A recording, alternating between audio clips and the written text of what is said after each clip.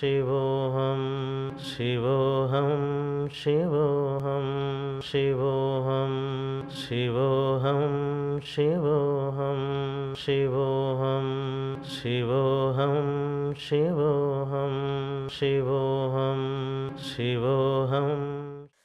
It's been few months now since I started Baglamike Sadhana along with Sri Vidya Sadhana.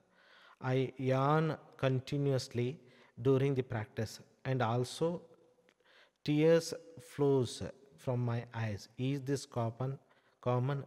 This happens daily, not once in a while.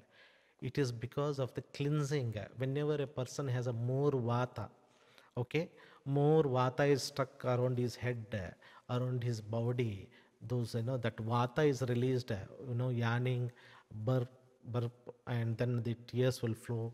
All this will happen. Okay, this is the cleansing that is taking place, healing that is taking place. It is good for you. Okay. Shivoham Shivoham Shivoham.